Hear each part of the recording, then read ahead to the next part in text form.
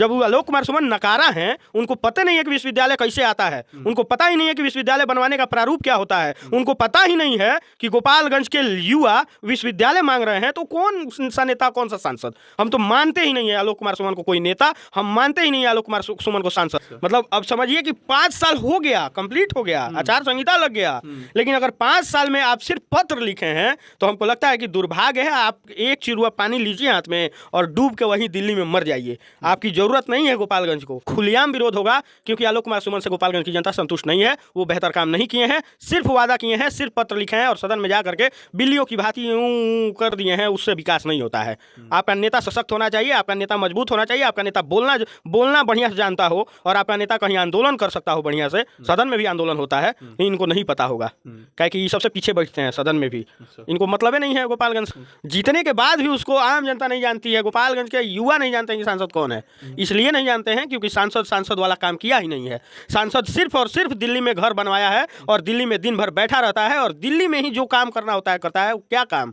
पत्र। चुनाव में अगर हमको दिखाई दे दिया कोई तो हम एकदम मुंह पे कालिख फेंक देंगे, एकदम हम वादा करते हैं। लोकसभा चुनाव लड़ने वाले थे आलोक कुमार सुमन, तो उनका सपना था, वो अपने मैनिफेस्टो में लिखे थे कि हम सभ्या का हवाई अड्डा बनवाएंगे। आप जाइए देखिए ना सभ्या क्या हुआ है। वहाँ भैंसें लैंड करती हैं, वहाँ गाय लैंड करती है, वहाँ साइकिल मोटरसाइकिल लैंड करता है, वहाँ जहाज कहियो लैंड नहीं करे। लोकसभा चुनाव का जो है आगाज हो चुका है। अगले महीने ही गोपालगंज में जो लोकसभा चुनाव है होने वाले हैं। अब गोपालगंज की जनता ये जानना चाहती है कि जो उनके सांसद हैं आलोक कुमार सुमन, जो वर्तमान में सांसद हैं, उन्होंने विगत 5 वर्षों में क्या कुछ काम किया है, क्या कुछ विकास किया है, क्या अपने वादों को उन्होंने पूरा किया है कि नहीं। अभी हमारे साथ युवा विपुल चौबे जी हैं, हुंकार दल के संस्थापक हैं। इनसे हम जानेंगे क्या कुछ गोपालगंज में विकास हुआ है। बहुत बहुत शुक्रिया आपका। 5 सालों में गोपालगंज में कितना विकास हुआ है? बहुत विकास हुआ है, मतलब जितना भी विकास हुआ है सब कागज़ पे दिख रहा है। अच्छा। मतलब कागज़ पे एयरपोर्ट बन गया है, कागज़ पे ट्रेनें दिल्ली जा रही हैं, दिल्ली से आ रही हैं, मुंबई गुजरात चारों ओर ट्रेनें जा रही हैं। उसके बाद से गोपालगंज में विश्वविद्यालय कागज़ पे बन चुका है, चल भी रहा है, खूब बढ़िया लड़के पढ़ भी रहे हैं। उसके बाद से तमाम वादे जो हुए थे अभी के वर्तमान सांसद जी के द्वारा, हमको लगता है कि वो सब पूरा हो चुका है। लेकिन कहाँ हुआ है? तो सिर्फ और सिर्फ कागज़ पे। इसलिए कागज़ पे हम कह रहे हैं क्योंकि सांसद जी सदन में जब बैठते हैं और बैठ के जब उनको स्पीकर महोदय आवाज़ देते हैं आलोक कुमार सुमन गोपालगंज से, तो हम लोग का सीना चौड़ा हो जाता है कि वाह हमारे सांसद जी खड़ा हुए हैं, कुछ बोलेंगे अच्छा। वो उठते हैं, कागज़ खोलते हैं और 4 लाइन लिख के ले गए होते हैं और वही पढ़ देते हैं और उसी से वो डिसाइड कर लेते हैं कि गोपालगंज का भविष्य कितना सुनहरा हो गया है। लेकिन वो धरातल पे आज तक कहीं नहीं दिखे हैं। आप पत्रकार हैं, आप देखे हैं कहीं? अच्छा, स्थानीय लोग को ये तक नहीं पता है कि हमारे सांसद कौन है। वही दुर्भाग्य की बात है कि अगर कोई सांसद जीतने के बाद भी उसको आम जनता नहीं जानती है, गोपालगंज के युवा नहीं जानते हैं कि सांसद कौन है। इसलिए नहीं जानते हैं क्योंकि सांसद वाला काम किया ही नहीं है। सांसद सिर्फ और सिर्फ दिल्ली में घर बनवाया है और दिल्ली में दिन भर बैठा रहता है और दिल्ली में ही जो काम करना होता है करता है। क्या काम? पत्र। बस पत्र पे लिखा गया कि यहाँ सभ्या हवाई अड्डा बनवा दिया गया, सभ्या का जमीन एक्वायर कर लिया गया। कहाँ हुआ है? जाके कोशिश कर रहे हैं। अरे अब 5 साल में कोशिशें कर रहे हैं, फिर 5 साल बनिएगा, फिर कोशिशें करिएगा। ऐसे तो मतलब 10 साल हम लोग पीछे जाएंगे ना। और इन तमाम नेताओं की वजह से ये नेता, इनको मत कहिए, ये व्यवसायी हैं, क्योंकि इनका टिकट दिल्ली से कंफर्म होता है और वो दिल्ली से जब टिकट कंफर्म करा के आते हैं, जब 5 करोड़ दे के, तो वो यहाँ आ करके 25 और 50 करोड़ करने में लग जाते हैं। एकदम दावा के साथ कह रहे हैं, आपके चैनल पे हम उन तमाम नेताओं पे इल्जाम लगा रहे हैं। वो पैसा दे करके टिकट लेते हैं और टिकट लेने के बाद वो वही काम करते हैं जिससे उनको 5 करोड़ से 25 करोड़ हो जाए और 5 करोड़ से 50 करोड़ हो जाए।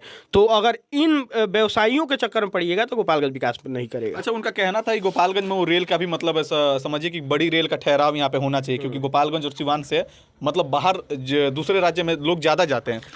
गोपालगंज को रेल दिए हैं कि नहीं दिए हैं, लेकिन गोपालगंज को वो रेल दिए हैं। अच्छा। मतलब रेल ऐसे दिए हैं कि गोपालगंज 10-20 साल पीछे चला गया है। मतलब समझ रहे हैं रेल देना।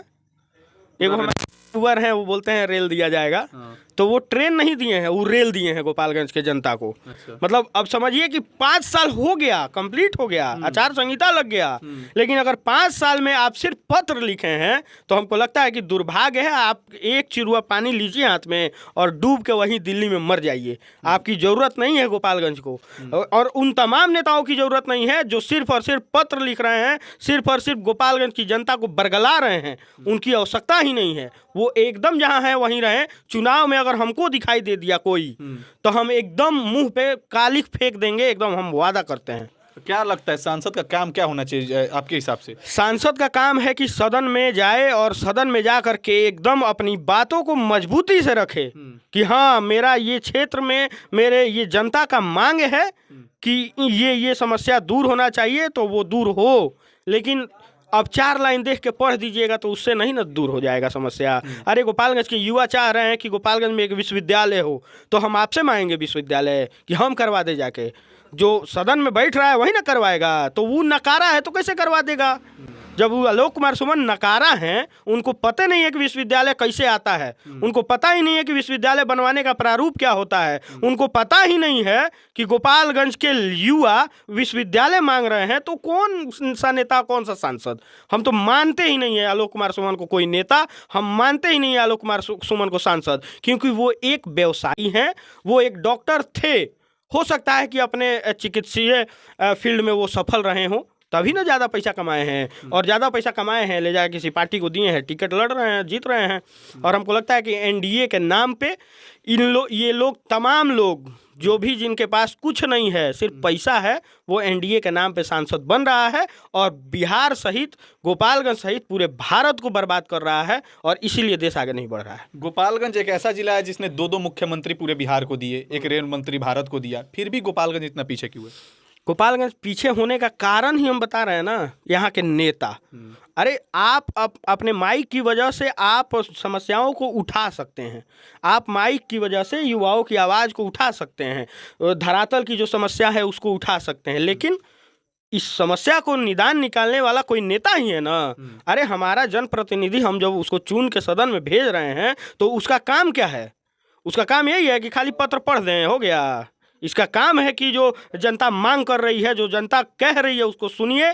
तो जनता का मांग उनको नहीं समझ में आता है, इसलिए क्योंकि वो जनता से मिले ही नहीं हैं। वो सफारी में घुसते हैं और शीशा देखते ऐसे ऐसे वाह शहर करते जाते हैं, और सीधे फ्लाइट से उड़ के दिल्ली चल जाते हैं। उनका सपना था ना, लोकसभा चुनाव लड़ने वाले थे आलोक कुमार सुमन, तो उनका सपना था, वो अपने मैनिफेस्टो में लिखे थे कि हम सब्या का हवाई अड्डा बनवाएंगे। आप जाइए देखिए ना सब्या क्या हुआ है। वहाँ भैंसें लैंड करती हैं, वहाँ गाय लैंड करती है, वहाँ साइकिल मोटरसाइकिल लैंड करता है, वहाँ जहाज कहियो लैंड नहीं करेगा। वो बोल रहे हैं कि हम अपने मत से 30 लाख रुपए से बाउंड्री करा रहे हैं। अच्छा, वाह, बहुत बहुत धन्यवाद महोदय। मतलब 30 लाख से एयरपोर्ट बन गया। मतलब 30 लाख कहाँ से दिए हैं? आप अपने पॉकेट से दिए हैं? बोल तो ऐसे। अरे गजब हाल है। आप सांसद का सांसद का एगो फंड आता है, वहाँ से दिए हैं कि आप अपने पॉकेट से दे दिए हैं? सांसद आलोक कुमार सुमन जी, उनको पता भी नहीं है। यही तो कह रहे हैं, दुर्भाग्य यही है कि उनको पता भी नहीं है कि सांसद का इसमें पैसा भी आता है, आता होगा उनके अकाउंट में जमा हो जाता होगा, उनको क्या मतलब है उससे? तो दिक्कत यही है कि ना हम जागरूक हो रहे हैं, ना आप जागरूक हो रहे हैं, ना गोपालगंज की जनता जागरूक हो रही है।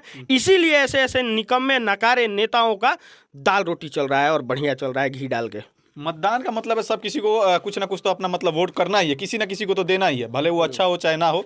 लेकिन इसमें चयन किसको किया जाए? आपकी नज़र में कौन अच्छा है? गौवा में कहता है लो ना कि भाजपा के नाम पर कुकुरों को वोट देकर सांसद बना दिया जाला। तो यही ना लहर चल रहा है, मोदी लहर। लोग कह रहा है कि मोदी जी के लहर बा, तो कुकुरों को उठा दो तो जीत जाई। अच्छा। तो हम लोग वही कर रहे हैं। अब डायरेक्ट नहीं बोलेंगे किसी को, लेकिन हम लोग वही कर रहे हैं। अगर जिताना ही है तो आप देखिए कि कौन बढ़िया कैंडिडेट है आपके लिए, कौन युवाओं की आवाज़ को समझ सकता है। क्या आपको लगता है किसी निर्दलीय को जिताएंगे तो इनसे ज़्यादा काम वो निर्दलीय इंसान करेगा? बिल्कुल करेगा। देखिए, निर्दलीय उर्दलीय से मतलब नहीं है, मतलब इस बात से है कि जो जमीनी नेता है।